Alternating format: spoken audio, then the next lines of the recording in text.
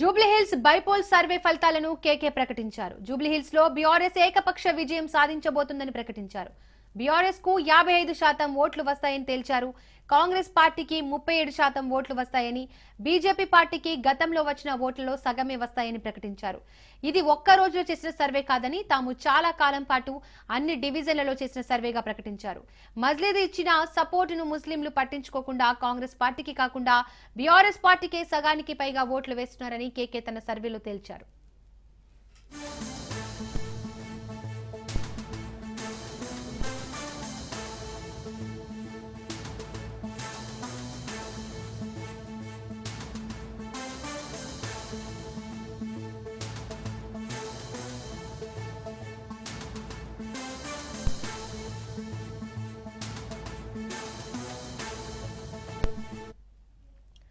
Jubilee Hills bypoll survey ఫలితాలను కేకే ప్రకటించారు. జూబ్లీహిల్స్ లో బీఆర్ఎస్ ఏకపక్ష విజయం సాధించబోతుందని ప్రకటించారు.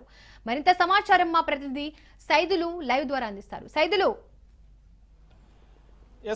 దీపిక, జూబ్లీహిల్స్ ఉప ఎన్నికల్లో ఎవరు గెలుస్తారని చెప్పేసి రాష్ట్ర వ్యాప్తంగా చాలా ఆసక్తి. అయితే సర్వేల్లో మాత్రం బీఆర్ఎస్ పార్టీ గెలుస్తుందని చెప్పేసి కూడా తెలుస్తుంది. దానిలో భాగంగా కేకే సర్వే నిర్వహించారు. కేకే సర్వేలో జూబ్లీహిల్స్ ఉప ఎన్నికల్లో బీఆర్ఎస్ పార్టీ భారీ విజయం సాధించబోతున్నట్లు కూడా ఆయన చెప్పడం జరిగింది. జూబ్లీహిల్స్ ఉప ఎన్నికల్లో బీఆర్ఎస్ గెలుపు ఖాయమని కేకే సర్వేలో వెల్లడైంది. ముఖ్యంగా కేకే సర్వేలో ముఖ్యంగా చూస్తే ఒకసారి మొత్తం జూబ్లీహిల్స్ నియోజకవర్గంలో 6 డివిజన్లు ఉండగా 6 డివిజన్ల వారీగా కేకే సర్వే నిర్వహించారు.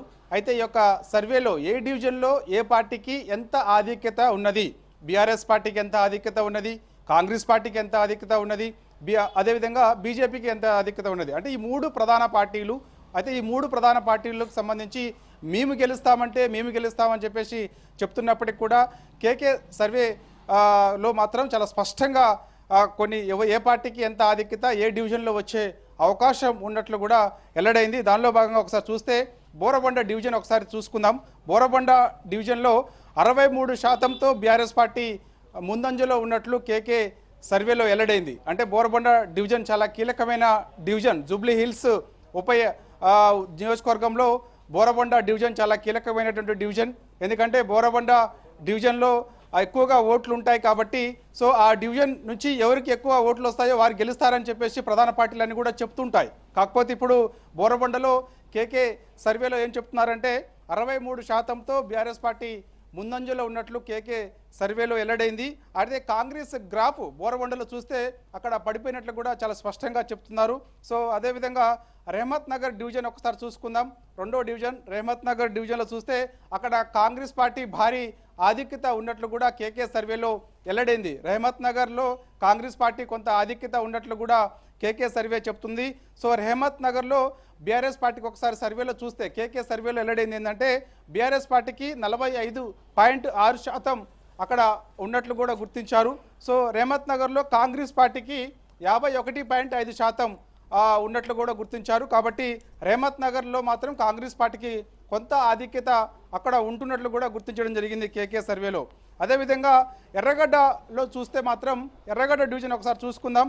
ఎర్రగడ్డలో బీఆర్ఎస్ పార్టీకి భారీ ఆధిక్యత ఈసారి రాబోతున్నట్లు కేకే సర్వేలో వెల్లడైంది. ఎందుకంటే ఎర్రగడ్డ డివిజన్ ప్రజలంతా కూడా బీఆర్ఎస్ వైపే ఉన్నట్లు కేకే సర్వేలో చెప్పడం జరిగింది. సో ఎర్రగడ్డ డివిజన్ కూడా చాలా కీలకమైన డివిజన్ జూబ్లీహిల్స్ నియోజకవర్గంలో.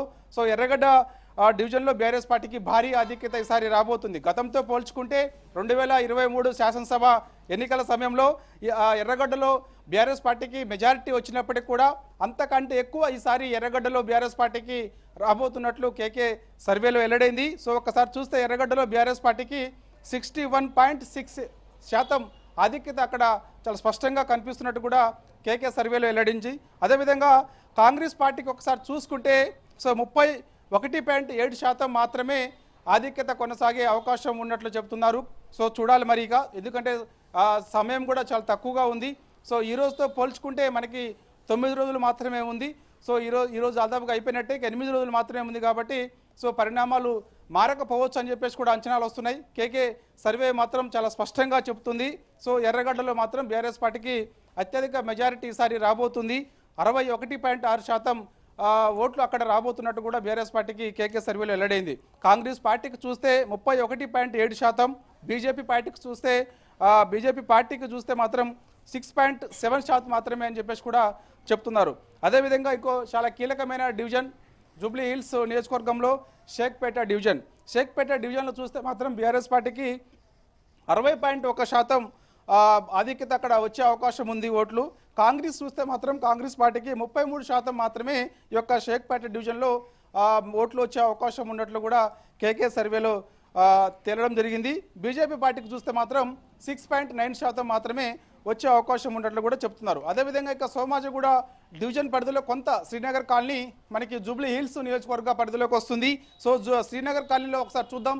కేకే సర్వేలో శ్రీనగర్ కాలనీలో ఏమని తేల్చారో ఒకసారి చూద్దాం. సో బీఆర్ఎస్ పార్టీకి చూస్తే మాత్రం 61.6% అక్కడ ఓట్లు వచ్చే అవకాశం ఉన్నట్లు కేకే సర్వేలో వెల్లడైంది. సో కాంగ్రెస్ పార్టీకి చూస్తే మాత్రం 33.3%.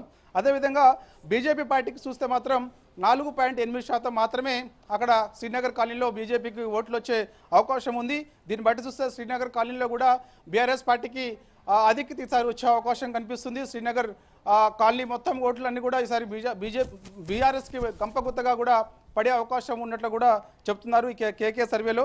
అదేవిధంగా యూసఫ్గూడ డివిజన్ చాలా కీలకమైన డివిజన్. ఎందుకంటే జూబ్లీ హిల్స్ నియోజకవర్గం పరిధిలో ఉన్నటువంటి యూసఫ్గూడ డివిజన్లో బీఆర్ఎస్ పార్టీకి కొంత స్వల్ప ఆధిక్యత మాత్రమే ఉన్నట్లు కూడా కేకే సర్వేలో వెల్లడైంది.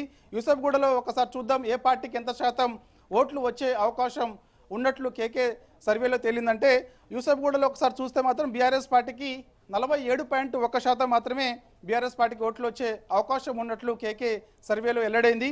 అదేవిధంగా కాంగ్రెస్ పార్టీకి చూస్తే మాత్రం 45.5% మాత్రం ఓట్లు వస్తాయని చెప్పేసి కూడా చెప్తున్నారు. అదేవిధంగా బీజేపీ పార్టీకి చూస్తే మాత్రం 7.4% మాత్రమే యూసఫ్గూడలో బీజేపీ ఓట్లు వచ్చే అవకాశం ఉన్నట్లు కూడా చెప్తున్నారు. సో ఏదేమైనా చూస్తే ఓవరాల్గా ఒకసారి చూస్తే మాత్రం మొత్తం 6 డివిజన్లు ఉంటాయి. సో సోమాజిగూడ డివిజన్లో పరిధిలో ఉన్నటువంటి శ్రీనగర్ కాలనీ కొంత మాత్రం జూబ్లీ హిల్స్ నియోజకవర్గ పరిధిలోకి వస్తుంది కాబట్టి సో ఆ విధంగా చూస్తే మాత్రం ఈసారి జూబ్లీ హిల్స్ నియోజకవర్గంలో బీఆర్ఎస్ పార్టీకి 55% ఓట్లు రాబోతున్నట్లు కూడా కేకే సర్వేలో వెల్లడైంది. గతంతో పోల్చుకుంటే ఈసారి ఎక్కువగా ఓట్లు బీఆర్ఎస్ పార్టీకి వచ్చే అవకాశం ఉన్నట్లు కేకే సర్వేలో వెల్లడైంది. కాంగ్రెస్ పార్టీకి చూస్తే మాత్రం 37% మాత్రమే వచ్చే అవకాశం ఉన్నట్లు కూడా చెప్తున్నారు. సో ఓవరాల్గా చూస్తే మాత్రం మనకి మొత్తం 18% ఓట్ల ఆధిక్యతతో ఈసారి జూబ్లీ హిల్స్ నియోజకవర్గంలో బీఆర్ఎస్ పార్టీ విజయం సాధించబోతున్నట్లు కూడా సంచలనమైనటువంటి కేకే సర్వేలో వెల్లడైంది. కాబట్టి చూస్తే ఒకసారి మనం